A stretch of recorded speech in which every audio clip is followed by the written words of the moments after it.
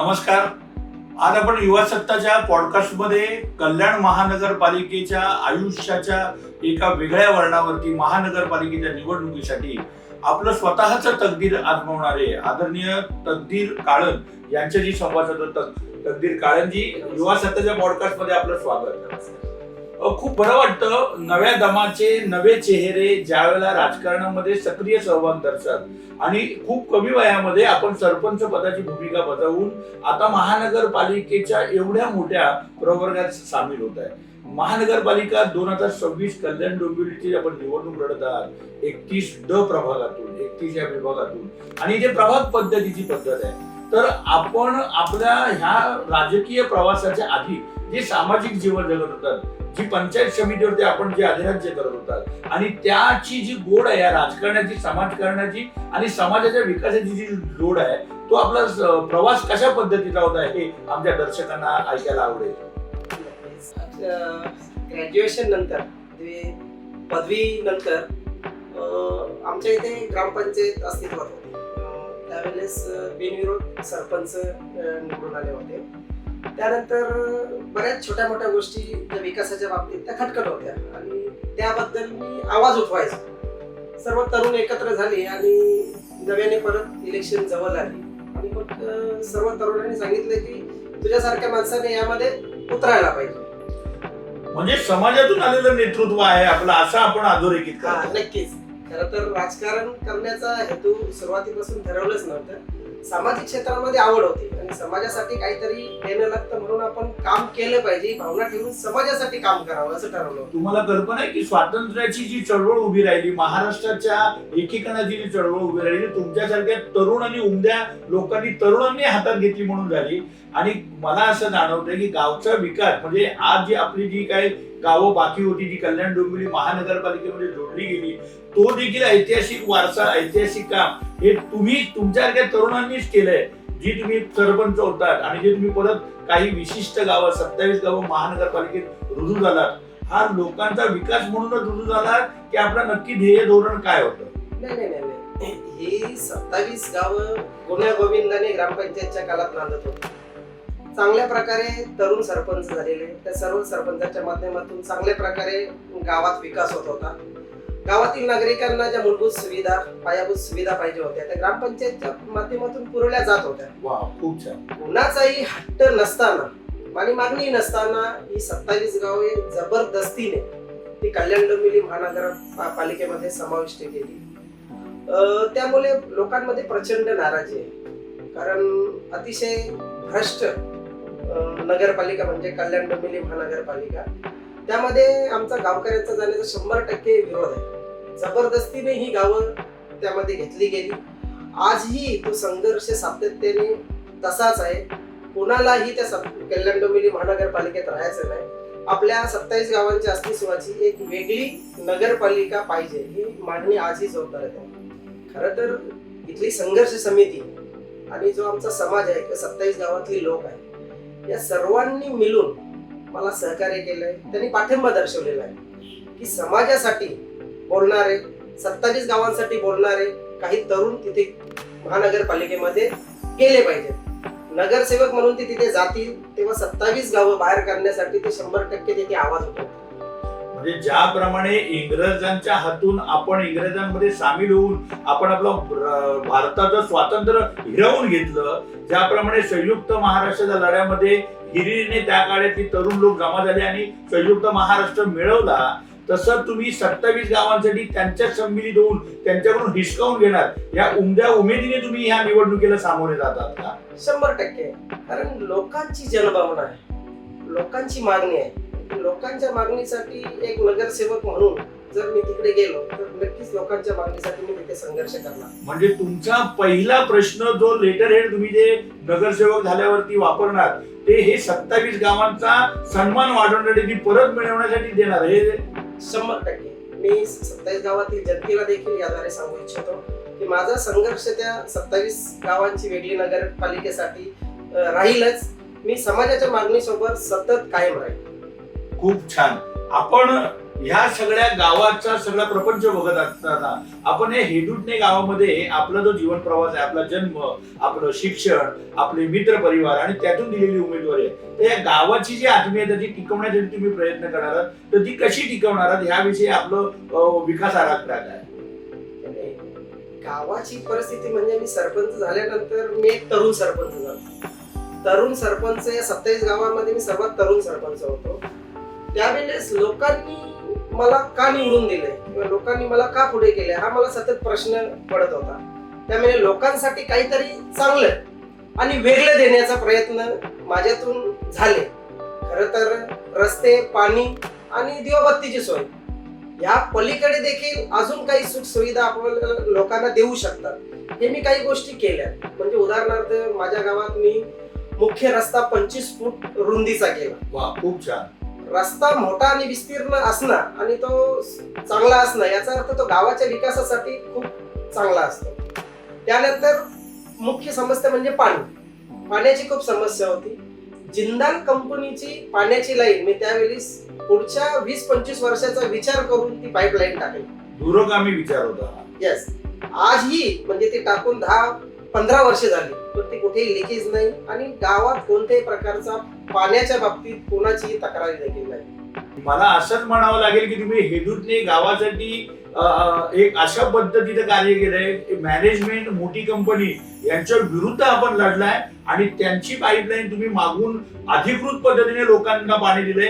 हे एक पुण्याचं काम आहे. ज्या पद्धतीने शंकराने आपल्या जटेची धारण केलेल्या गंगेतून सगळ्या भारतीयांचं, सगळ्या हिंदुत्वाच्या मुद्द्याचं आपण ज्या पद्धतीने तृष्णा भागवली होती, आपण या हेदुटणे गावाचे खऱ्या अर्थाने शंकराने जे कार्य, श्री शंकराने जे कार्य त्या काळात केलं तेच कार्य आपण हेदुटणे गावांसाठी केलेलं आहे. पाण्याचा प्रश्न सोडवण्याचं. आणि असं म्हणतात की राजकर्ते मोठमोठ्या कंपन्यांना घाबरतात, पण आपण जिंदाल सारख्या कंपनीला नमवलं आणि त्यांच्याकडून ती पाईपलाईन संगनमताने गावाच्या विकासासाठी मिळवली.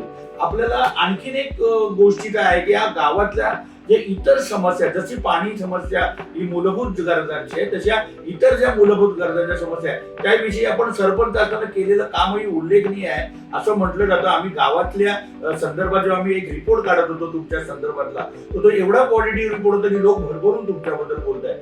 तर असं आपण काय केलंय गावासाठी की ज्यामुळे लोक तुमच्या बाजूने, तुमच्या इंजिनियर चिन्हाच्या बाजूने, मनसेच्या बाजूने आणि विशेष करून काळण सरांच्या बाजूने, तकदीरजीच्या बाजूने का बोलतायत? मी ग्रामपंचायत कालामध्ये L&T कंपनीकडून त्यांच्या फंडातून मी इथे मागणी केली होती.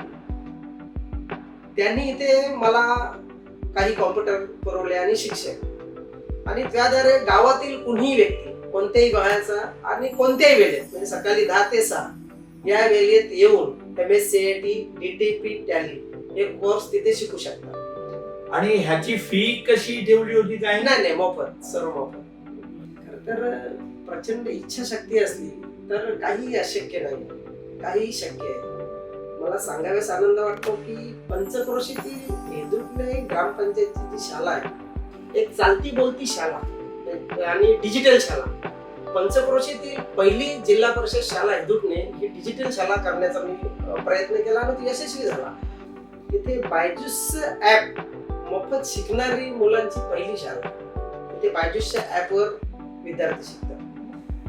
या पद्धतीने शैक्षणिक गुणवत्ता सुधारली पाहिजे याकडे मी सातत्याने लक्ष दिलं. यासोबतच अशी अनेक गोष्टी आहेत की त्या नागरिकांना मी देण्याचा प्रयत्न केला. हेदुटणे गाव हे कुस्तीचं, पेलवानांचं गाव असं ओळखलं जातं आणि इथे असंख्य पेलवान आहेत. त्यांच्यासाठी मी एक अद्ययावत पहिली AC जिम इथे तयार केली आणि त्यानंतर मॅटवरील कुस्त्या खेळण्यासाठी स्वखर्चाने इथे मी मॅट उपलब्ध करून दिली. आज गावातील आणि पंचक्रोशीतील मल्ल इथे शिक्षण घेत असतात. बाहेरील गावातील सर्व जे शिक्षक होते ते व्हिजिट करण्यासाठी माझ्या गावात यायचे. म्हणजे हेदुटणेला तुम्ही या कल्याणच्या पंचक्रोशीत आदर्श गाव, आदर्श शिक्षकांचं गाव, आदर्श शिक्षण व्यवस्थेचं गाव म्हणून तुम्ही नोंदवलं. तुमच्या याबद्दल खूप कौतुक झालं. वेगवेगळ्या पेपरने त्याची दखल घेतली, मीडिया तुमच्यापर्यंत आला आणि असंच युवा सत्ता आज तुमच्यापर्यंत आलेला आहे की तुमचे ह्या पुढचं जे काम असेल ते काम म्हणजे जनतेला आपण जे अजून काय दाखवू शकता की ज्याच्यामुळे इथल्या स्थानिक लोकांना तुमच्याबद्दलची जी आवड आहे, तुमच्याबद्दलचे जे प्रेम आहे, तुम्हाला ते जे मताधिक्याने भरघोस निवडून देणार असं जे काय भाकीत रचलं जात आहे ते पुन्हा एकदा सिद्ध होईल. तर तुमच्या ज्या या पुढच्या ज्या योजना आहेत त्या काय असू शकतील ज्यामुळे हेदुटणे गावचा हा जो तकदीर काढण हा जो माणूस आहे तो नगरसेवक म्हणून आणि येणाऱ्या काळात महापौर आणि वेगवेगळ्या पदांवरती राजकीय आपलं हेदुटणे गावचं वर्चस्व प्रस्थापित आहे. आता तुम्हाला काय वाटतं की तुम्ही यापुढे काय करणार आहात गावाच्या विकासासाठी? खर तर इथल्या समस्या बिकट आहेत. म्हणजे हा प्रभाग क्रमांक 31 हा दावडी, सोनारपाडा, मानपाडा, उंबारली, हेदुटणे, कोलेगाव, निलजे, घेसर, लोढा हेवन, कासारियो आणि कासाबेला हा एवढा मोठा हा वार्ड आहे. यामध्ये बेसिक समस्या जर आपण बघितले तर इथली परिस्थिती ना खूपच गंभीर आहे. म्हणजे मुख्य समस्या म्हणजे इथे लोकांना पिण्यासाठी मुबलक पाणी मिळत नाही, चांगले रस्ते नाही, सांडपाणीचा व्यवस्थित निचरा होईल अशी चांगली गटारे नाही, नाक्यांवर फेरीवाल्याने अक्षरशः प्रस्थ उभे केलेले आहे. त्यामुळे नागरिकांना ये जा करण्यासाठी प्रचंड हाल होतात. इथे लोकांना आजूबाजूला चांगलं वातावरण जे पाहिजे ते वातावरण असं नाही. लोकांच्या मागण्या रास्त नाहीये, लोकांच्या मागण्या जास्तही नाहीत. ते लोक काय घरात आपल्या की मला नगरसेवकाने एखादी LCD आणून द्यावी किंवा एखादी AC बसून द्यावी अशी लोकांची मागणी नाही. लोकांना मूलभूत आणि पायाभूत सुविधा पाहिजेत आणि त्याही सुविधा तशाच्या तशाच आहेत. 10-15 वर्ष झाली आजही लोक त्याच ठिकाणी त्याच परिस्थितीत राहतात. म्हणजे लोकांना भेडसावणाऱ्या ज्या समस्या आहेत त्या समस्या एवढ्या जटिल आहेत की त्या जटिल समस्यांवरती तुम्ही लक्ष केंद्रित करणार आहात आणि त्या समस्यांच्या माध्यमातून जसा फेरीवाल्यांचा जो वाढता प्रादुर्भाव आहे त्यामधले रस्त्यांवरती त्यांनी अनधिकृत पद्धतीने मांडल्यामुळे इथल्या स्थानिक गावच्या हेदुटणे गावच्या या पंचक्रोशीला तुम्ही जो मतदारसंघ सांगितला त्याच्यामध्ये जे अडचण होते तुम्ही मुळात ट्रॅफिकच्या समस्यांविषयी बोलत आहात आणि लोकांच्या प्रवासाविषयी बोलतात आणि नैतिकतेने कर्तव्याने इथल्या विद्यार्थ्यांच्या, इथल्या बालकांच्या, इथल्या महिलांच्या, इथल्या मुलींच्या प्रवासासाठी जो अडचण होते ती अडचण त्यांची सुरक्षा आपण पाहत आहात असं तुम्हाला म्हणायचं आहे बहुतेक कदाचित. 100% इथल्या ज्या समस्या आहेत त्या समस्या परत सांगतो मी, समस्या जुन्याच आहेत, त्या सुटल्या नाही. ज्या पद्धतीने आपल्याला आजार आहे आणि आपण डॉक्टरकडे जातो तो आजार काही कमी होत नाही. 5 वर्ष झाली, 7 वर्ष झाली, 10 वर्ष झाली, त्रास अजून वाढतच आहे. तर आपण काय करणार? डॉक्टर बदली करणार किंवा दुसऱ्या डॉक्टरकडे जाणार. माझं नागरिकांनाही हेच सांगणं आहे की तिथल्या समस्या या जटिल आहेत. त्या 5 वर्ष झाली, 10 वर्ष झाली, 15 वर्ष झाली सुटत नाहीये. तर आपण बदल करायला पाहिजे, नवीन पर्याय शोधायला पाहिजे. त्यामुळे तुम्ही जुन्यांना जर निवडून दिलं तर त्या समस्या सुटणार नाही. त्यामुळे पर्याय म्हणून ही परिस्थिती बदली करायची असेल तर तुम्हाला बदलावं लागेल. तुम्ही बदला म्हणजे परिस्थिती बदलेल आणि बदल जर हवा असेल तर नव्या चेहऱ्यांना तुम्हाला संधी द्यावी लागेल. मी मुख्यतः सांगेन म्हणजे लोढा हेवन म्हणजे माझ्या या प्रभागामध्ये भाग आहे. खरं तर नावाला हेवन आहे पण वास्तविक तिथे असं हेवन सारखं काहीच दिसत नाही. इथले नागरिक खूप कठीण परिस्थितीमध्ये राहतात. जे चांगलं वातावरण पाहिजे तिथे माणसं राहतात, मोकळा श्वास घ्यायला जागा पाहिजे चांगली, असं तिथे वातावरणच नाही. तिथले रस्ते खराब आहेत, तिथे सांडपाण्याची व्यवस्था नाही, पिण्यासाठी मुबलक पाणी मिळत नाहीये. त्यामुळे ही लोक त्रासलेली आहेत. तिथल्या महिला असतील, तिथले विद्यार्थी असतील, तिथले रस्त्यावरून ये जा करताना त्यांना प्रचंड नाहक त्रास होतो. फेरीवाल्यांनी घातलेला विलखा त्याच्यामुळे स्त्रियांची सुरक्षितता देखील तिथे धोक्यात आहे. त्यामुळे माझं असं म्हणणं आहे त्या नागरिकांसाठी की तिथे त्या महिलांची सुरक्षा देखील महत्वाची आहे. तिथल्या नागरिकांना चांगला वातावरण मिळालं पाहिजे, त्यांना मोकळा श्वास घ्यायला चांगली जागा मिळाली पाहिजे. तुम्ही ज्या पद्धतीनं आता स्त्रियांची सुरक्षा पाहताय, विद्यार्थ्यांची सुरक्षा पाहताय, लहान मुलांची सुरक्षा पाहताय, त्या कुटुंबाची सुरक्षा पाहताय, तुम्हाला खरं तर कुटुंबाचाच नगरसेवक, या गावाचाच नगरसेवक, या प्रभागाचाच नगरसेवक करण्याची लोकांनी जी जिद्द घेतलेली आहे, त्या जिद्दीला अनुसरून तुम्ही येणाऱ्या काळामध्ये ह्या समस्या सोडवणार आहात. या समस्या सोडवत असताना तुम्हाला कोणाकोणाची मदत अपेक्षित आहे? तुम्हाला काय काय लोकांना तुम्ही काय सांगू इच्छिता की तुम्हाला मदत देताना लोकांनी कुठल्या मुद्द्यावरती, कुठल्या भरीवतेवरती तुम्हाला मतदान केलं पाहिजे आणि ते मतदान तुमच्या या सगळ्या समस्यांचं निराकरण करणारा, ज्या पद्धतीने कृष्णाने सहस्त्रार्जुन रूप धारण करून सगळ्या अराजक माजवणाऱ्या लोकांना वेठीस धरलं आणि महाभारताचं युद्ध जिंकलं, तर त्या युद्धाच्या जिंकल्यानंतर जर शंखनाद झाला तर तुमच्या विजयाचा देखील शंखनाद होताना तुम्हाला असं काय वाटतंय की तुम्ही कोणत्या मूलभूत सुविधांमध्ये प्रथम लक्ष घालाल आणि त्या मूलभूत सुविधांमध्ये लक्ष घातल्यामुळे तुम्हाला जे आता जे नगरसेवक पद देऊ पाहत आहेत, जे मतदान होऊ पाहत आहे ते होईल. कारण तुमचा जो अनुभव आहे या आधीचा, तो सरपंच पदाच्या कार्यकाळाचा आहे. तर तो अनुभव आणि ही येणारी महापालिका हे तुम्ही कसं बघताय? नक्कीच स्थानिक स्वराज्य संस्था, ग्रामपंचायत असो किंवा नगरपालिका असो, लोकांच्या समस्या तर त्याच आहेत. परत सांगतो मी, लोकांना पाणी पाहिजे, लोकांना चांगले रस्ते पाहिजे, गटारांची व्यवस्था पाहिजे, ट्रॅफिक पासून मुक्तता पाहिजे, आजूबाजूला चांगला गार्डन पाहिजे, ओपन जिम पाहिजे, मोकळा श्वास घेता येईल असं वातावरण असलं पाहिजे. ह्या लोकांच्या मागण्या आहेत आणि ज्या माझ्या ग्रामपंचायत असताना ज्या होत्या त्याच लोकांच्या मागण्या महानगरपालिकेमध्ये आहेत. त्यामुळे महानगरपालिका ही मोठी स्वराज्य संस्था असली तरी देखील तिथून येणारा निधी जास्त असेल. त्यामुळे या समस्या सोडवण्यासाठी आम्ही प्रयत्न करणार 100%. आम्ही असं कळतोय की आमच्या गावचं गाव पण हिरवू नये म्हणून तुम्ही लढणार आहात. तुम्हाला परत गावं महानगरपालिकेतून मिळवायची आहेत. तर ती का मिळवायची आहेत आणि त्याचं खरं कारण काय? हा लढा जो आहे तो गावची शेती नष्ट होणार आहे, गावाच्या हातातला रोजगार निघून जाणार आहे, गावाच्या रोजगारासंदर्भात वाढणारे जे टॅक्सेस आहेत ते इथले लोक सहन करणार आहेत का? तर त्या टॅक्सेशनच्या विषयी तुम्ही जो लढा देणार आहात तो एक्झॅक्ट लढा कशा पद्धतीने देणार आहात? खरं तर मागणी नसताना जबरदस्तीने ही गावं महानगरपालिकेत घेतली गेली. अतिशय भ्रष्ट आणि निकृष्ट दर्जाची महानगरपालिका आहे आणि ते आम्हाला 27 गावांना कदापि नको होते. 2015 पासून माझ्या माहितीप्रमाणे 2024 पर्यंत 1100 करोड रुपये या 27 गावातून केडीएमसीने वेगवेगळ्या टॅक्सेसच्या माध्यमातून जमा केले. त्यामधून 340 करोड रुपये या गावांवर खर्च केले असे दाखवले जाते. त्यामध्ये आमदार निधी असतील, खासदार निधी जर वगळता फक्त 140 करोड रुपयेच खर्च केले. म्हणजे भरमसाठ कर तिकडे गोळा झाला आणि त्यावर सुविधा शून्यच. म्हणजे तुम्ही हेदूतने गावाची जी लूट झाली आहे त्याच्यावरती आवाज उठवणार आहात पहिल्यांदा.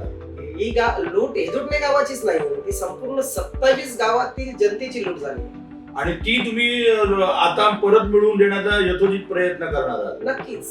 ही 27 गावांची वेगळी नगरपालिका म्हणजे 27 गावांची जनभावना आहे, लोकांची मागणी आहे आणि त्यासाठी मी सातत्याने प्रयत्न करणार. म्हणजे ती नगरपालिका अस्तित्वात आली तर इथल्या नागरिकांच्या, इथल्या हक्काची असेल, त्यांच्या विचारांची असेल. तुम्हाला काय म्हणायचं आहे? हे जे षडयंत्र आहे इथल्या गावकऱ्यांचं गाव पण हिरावून घेण्याचं, ते कोणी केलंय? हे सत्ताधाऱ्यांनी केलेले आहे. त्यामुळे सातत्याने लोकांची मागणी असल्यानंतर सत्ताधाऱ्यांनी ती मागणी पूर्ण करायला पाहिजे. मागील कित्येक वर्षापासून ही मागणी केली जाते परंतु याकडे कुणाचंही लक्ष नाही. त्याचं कारणही आहे की भरमसाठ कर इथून गोळा करायचा आणि तो इतर शहरांवर खर्च करायचा आणि इथे कोणत्याही प्रकारच्या सुविधा पुरवायच्या नाही. जे भूखंड कल्याण डोंबिवली महानगरपालिकेमध्ये आरक्षित भूखंड आहेत त्या भूखंडावर अनधिकृत बांधकामे केलेली आहेत. जो रेशो असायला पाहिजे गार्डन किंवा शाळा आरक्षणांसाठी तो तिथे राहिलेला नाही. त्याच्यामुळे 27 गावातील जी मोकळी जागा आहे ती त्यांना अडकण्यासाठी हवी आहे. वेगवेगळ्या आरक्षणाच्या माध्यमातून आरक्षण टाकतील आणि मोठ्या बिल्डरांच्या ते घशात घालतील. म्हणजे तुम्ही गावाचं गाव पण टिकवण्यासाठी हा लढा लढताय, ही निवडणूक लढताय असं म्हणूया का आपण? गावाचं गाव पण नाही.